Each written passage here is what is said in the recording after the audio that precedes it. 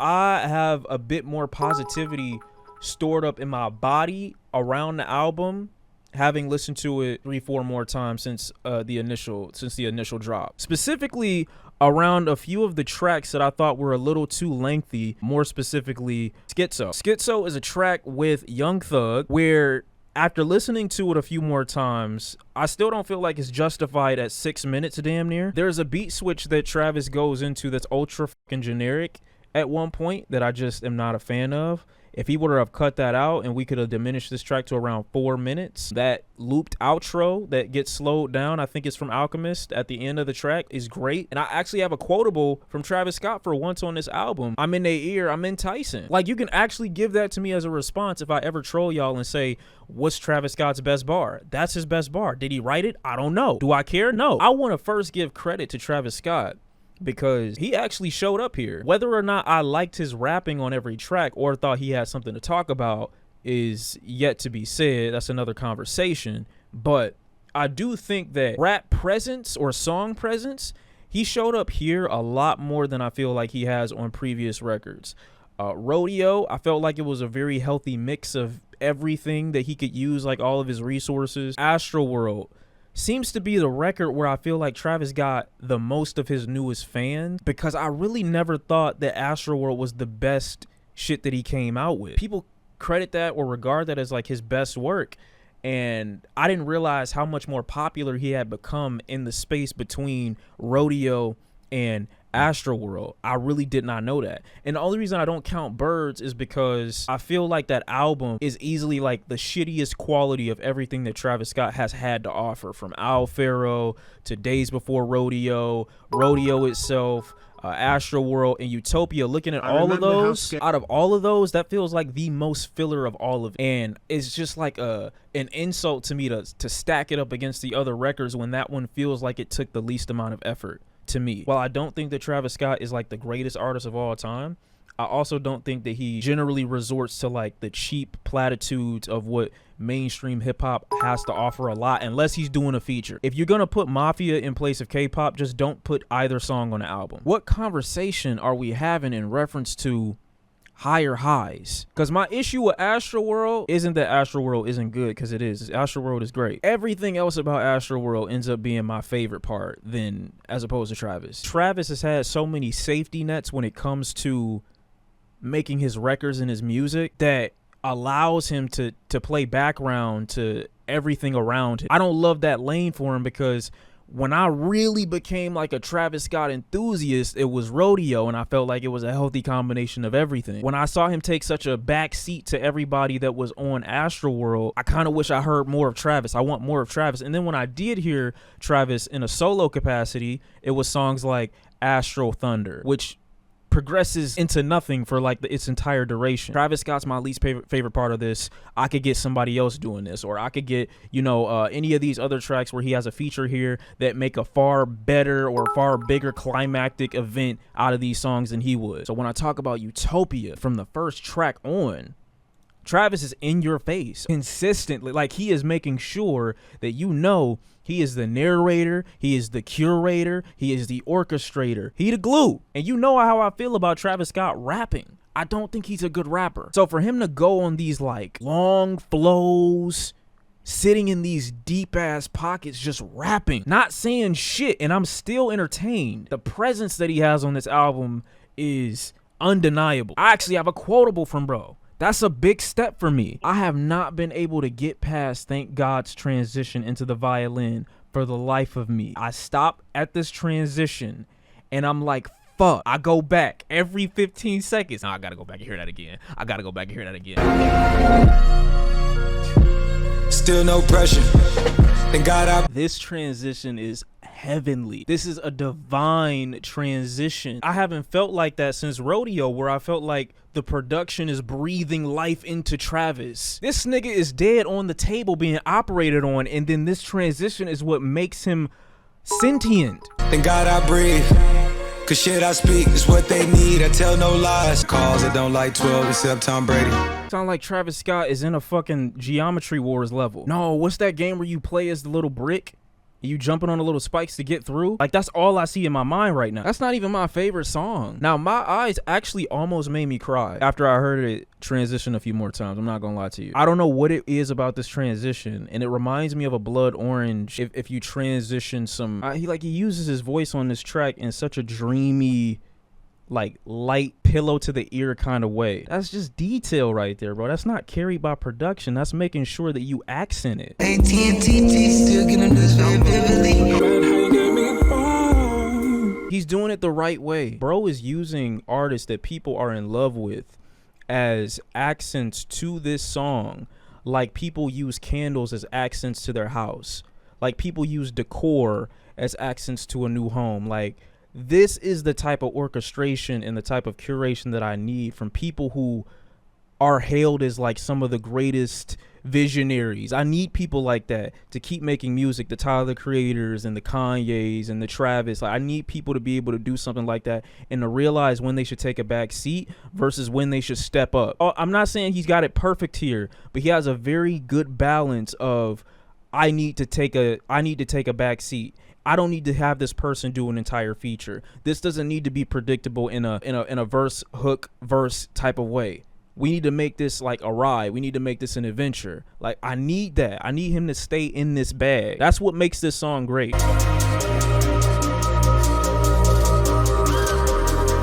I still feel like Parasail is like interlude-ish. It goes in a confusing narrative direction. I could see if there was these transitions like at the end of Sirens where Drake is telling Shorty that, you know, we're going to Utopia and really it's his hotel room. But it's so much later in the track list and it doesn't really connect anything, or it makes it difficult for you to see what the theme of Utopia is supposed to be. Drake does end up saying it in his own way at the end of the track, that kind of the album is a little bit more like narcissistic and delusional than one would let on. I wish that theme carried itself throughout the whole album, because it feels like there are so many derails from whatever the idea of Utopia is supposed to be when we listen to tracks like the one with 21 that happens before Till Further Notice. When we listen to certain Yeezus era inspired cuts, it just don't feel like connected in the same way that maybe Astroworld was, and that's the credit that I give to Astroworld, because it felt like one complete experience.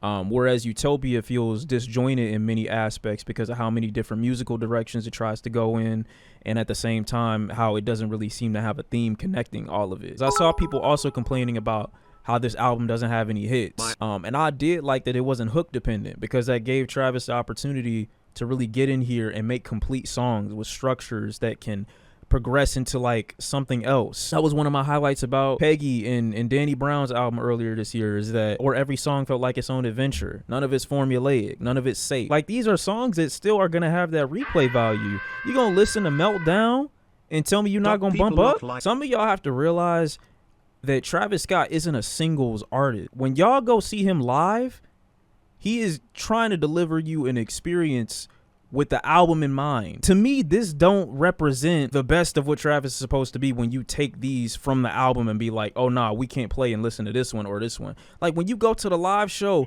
this is gonna be way different. You're not going to see the Astroworld live to see one song perform. You're going to hear the whole album. Right now, bro, you can hear and feel that shit vibrating. You can feel it rumbling through your body. Like, I wouldn't go to the live show, but you can feel the weight of that. Why? This is how I'm gonna justify deep voice Cardi. Cardi cannot do baby voice the whole song, because it takes away from the impact of Fiend. When Fiend comes in, it's the baby light voice that makes the hook work. I cannot have baby voice Cardi for that entire song. I can't. You need an opposite voice or a deeper tone if you're gonna give a verse. You need a complete opposite for this song to work. And his voice has like the type of weight to it that like that production in the earlier part of the songs has. It's weighty, it's meaty. That's why this works, because they're opposites attract. That's why this makes sense. So for me, Fiend is perfect. TV producers, we airing the shit. She asking. I'm sorry, that's hard. That's hard. Drake, remember that you can do something like this when you make an album too, though. Just like TV producers with airing this shit. Are you serious? That's a bar. That's hard. Is you fucking crazy? Now, he had every opportunity. This is what I'm talking about right here. He had every opportunity to have Drake go again. And the nigga decided, you know what? No, we are not doing Sicko Mode 2.0. I have to contribute more. I have to do more. Did he give a great verse? Fuck no. He's not a great rapper. But he still said, I'm the one. I'm the glue. These small little elements that are slowly being added into the track as we transition from Beyonce and the Bone into Travis, the correlations that I make between like an album like Humans by Gorillaz and then this track, when you get to this track on the listing, I feel like that whole little world opens up. Because somebody just said in here that I'm tired of Beyonce rapping about how wealthy she is and talking about how much money she's got. Like, we get it. We get it. You're rich and you're famous. You got money and shit like that. Like, that world exists so greatly on this track because it sounds like you trapped. As we go forward through this track, it's almost like you're trapped in this room. Like, you can't leave. You're stuck dancing in limbo, almost like for your masters. You know what I'm saying? Like you a slave to the music. Like you a slave to the motion.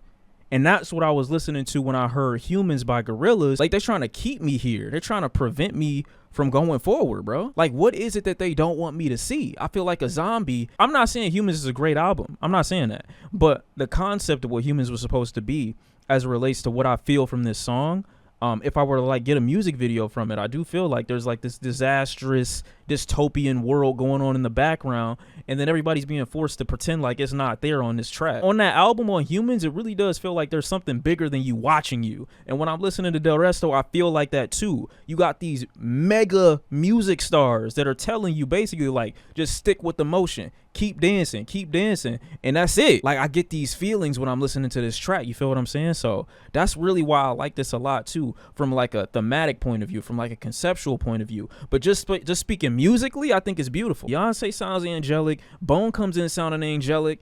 Travis Scott matches the vibe completely fine. I think that's fire, bro. You see, you don't need hooks when you got melodies in certain flows like this. You don't need a hook, and he's been very good at doing that, having these little catchy elements within the song without requiring or demanding a hook. So it make niggas think, oh yeah, this ain't gonna be a hit because he don't got a hook. Somebody should have sacrificed their verse. This is a 6-minute song. Travis got 4 verses on one song. The song is called Schizo though. Yeah, that would be cool if he had like a different vocal tone or inflection throughout every verse, but he doesn't. If you can make it work and distract me from the fact you've got no bars, that's impressive. Where's the bars? They're nowhere on this album, bro. And I think Lost Forever might be my low-key favorite song. This is the mode where I feel like he's channeling his inner Kanye, but it works to the health of the album. It makes this song better. I don't mind inspiration. You gotta take it forward, you know what I'm saying? And I feel like here he moves it forward. He moves the needle a little. On islands driven in boat cars. Just bring your girl, feel like she both ours. On the porch, I was locked up. I was thinking that this was some shit off of like Pablo, but then I thought back and I'm like, I'm about to show y'all what song this is. It tore me up for I want to say years, but it's not years. Why do I love this fucking song so much? Why are these drums just hitting me so hard? He's taking additional. He could have left this where it was, but this is where I'm like, all right, Trav, I see you. You took the extra step. Commendable. I'm a supporter of love, so I'm not gonna rip into love, despite how much I feel like it takes from, you know, Kanye and Cudi, and I don't think that Cudi makes the track any better. Would you trust me? I know that's insane. I'd rather fuck on you than fuck on lames. I praise Travis Scott throughout majority of this, but there comes a time where, you know, I gotta have my gripes, you know what I'm saying? And one of my biggest gripes with this album is, of course, you know, Circus Maximus and you know, a little bit of Modern Jam, even though I like Modern Jam. What is it about some of y'all and not understanding that it's okay to be inspired by something, but Circus Maximus is literally like damn near copy and paste. Like, without the Weeknd and without the synth building, you know, underneath the Weeknd's voice and carrying it out to the end, it's almost the copy and paste of Black Skinheads, bro. It's okay to say that without trying to justify that track's existence by saying Travis Scott contributed to Yeezus. Because if I ask you what the fuck Travis Scott actually did on Yeezus, and you tell me he contributed to drums on New Slaves and he has a writing credit on another song, I'ma slap the shit out of you. That isn't the making of an album when you contribute to like less than 10% of it. It's okay to accept the fact that he is very heavily inspired by Ye, while at the same time not making many contributions to the album that has inspired this song. If it comes to the detriment of the song, then originality obviously is going to be a big or major criticism. If I'm listening to some of these, a lot of these songs have inspiration in them. That conversation doesn't take light away from the quality of the song itself. I don't care if you're inspired by XO, whoever it is that you worked with in the past. The track just has to be good and entertaining. That's it. But Circus Maximus is the most shining example of like looking over a nigga's shoulder while you taking a test and copying like almost everything, even the name verbatim. People's idea of his contributions to Yeezus are just so overly inflated. Unless you can give me more examples of what Travis Scott did for Yeezus, I'ma dead that conversation, bro. He didn't produce the album, but he worked on 90% of the demos and came up with the ideas that's not true. That's just not true. That's just that. Where did you get that? I don't have to look it up. I was around when Yeezus dropped. When Yeezus came out, in a few years following it, there was interviews from many different people that worked on it. Kanye is known for overcrediting people like he gave a pizza. That's what I'm saying. Kanye is also notorious for that. A nigga could literally go and give Kanye a fucking water bottle and he'll probably end up on production credits, bro. Like a lot of people in the room, I don't think should get paid for some of the stuff they do, but Ye respects everything in the room. That's what makes him great. If you walk in with some white Valentinos and white Valentinos, you'll have a check in the mail. Travis Scott is not a big like component of what this album even sounds like in its entirety, even if I go back to what he was making at the time of Yeezus' release. Atari Teenage Riot and Death Grips and Arca and whoever else Kanye was working with at the time had more influence to what Yeezus ended up sounding like than Travis Scott. Now you could think Circus Maximus is good still though. I'm not telling you not to, but that's just the reason why I don't like it, is because of the Black Skinheads like quote unquote rip-off feeling that I have. That's all. But that's kind of like my small gripe with any of the other Kanye inspirations on here, with the exception of like Lost Forever and Telekinesis. Like those tracks have Travis Scott doing something that is clearly inspired by Kanye, but putting his own spin on it to a degree. When I hear Circus Maximus and I hear elements of Love and I hear elements of Modern Jam, and I hear even elements of Hyena or Sirens. Let me see if I can put this into a picture for you. Let's say that this is Ye. Down here, I almost drew a swastika. This is Ye on Yeezus. This is Trav on Utopia. Kanye did so much leg work, and that's why, like I said, I came back to Yeezus and 808s and Heartbreak and really appreciated those albums even more than I already did, regardless of me not having the biggest taste for them at the time. I appreciated those albums so much more because Kanye did so much leg work, and I didn't end up liking it like that. But he was close to something special. Here come Travis delivering those records that I just mentioned to you and still ending up as Ye. A decade later, Travis is still ending up as this person a decade later, even though my boy has all the tools humanly imaginable to take the ideas that he is inspired by off of Yeezus, off of Ye's back, and go somewhere farther than this fucking diamond can see. He still stops before the finish line. You haven't had to be the innovator for that. You haven't had to do the work for that. You haven't had to really put the time in to get to a point of frustration that somebody like Ye would have to get to, or his fans listening at the time of Yeezus' release. You have everything that you need, and you're still not breaking down that wall. You're still not breaking down the barrier. You're still not taking it to the next step. You're still making remakes. You're still making covers. You're still making songs that sound reminiscent of what Kanye did 10 years ago. This nigga has no excuse to be making a remake of Black Skinheads a decade later when you have the tools and all the fucking directions from the nigga right next to you. That makes no sense. I'm not listening to that record justifying his creation because, oh, he got production credits on Yeezus.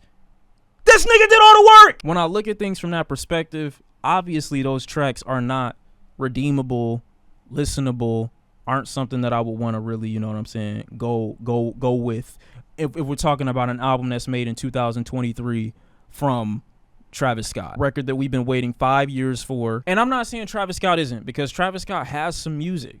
He's got some shit. He got a lane. He got a group of fans. He got a support base. He got a cult-like following. He got niggas that are really gonna vouch for him. He's doing his thing, and I like a lot of his ideas. And that's the ironic thing about Utopia thematically, is that Travis Scott seems to be lost. How are you building your perfect world and you have no direction in it? The love I have for Utopia doesn't come from how much more ambitious and structured it is than Astroworld, because if I were to say that, I'd be lying. Astroworld is a more complete record, it's a more complete experience, it's a more complete theme. And even if I am to ask you about the features on Utopia from artists that were on Astroworld, the Topia Twins verse from 21 Savage pales in comparison to the NC-17 verse off Astroworld. Both performances from The Weeknd on K-Pop and Circus Maximus pale in comparison to what was on Astroworld. Drake doesn't have nearly the impact that he had on Meltdown that he did on Sicko Mode. Some of the Kanye references on this album come off less as inspiration and more like a son being afraid to let go of his father's hand as he's crossing the street. Those features not doing nearly as much of the heavy lifting off of this album leaves me questioning, is Travis Scott doing more, or are his features just doing less? And it's genuinely a combination of the two, which may or may not make this album more enjoyable for the listener. As much as I love the track with Beyonce and Bon Iver, it easily could have been a cut-off Renaissance. I love the song for all the reasons I mentioned earlier in this video, but at the same time, it's a tease to imagine a world where Travis Scott actually took a step further, became more imaginative. The tracks on this album where Travis doesn't take those additional steps feel less like he's building his own home from scratch and more like he's renting out fully furnished apartments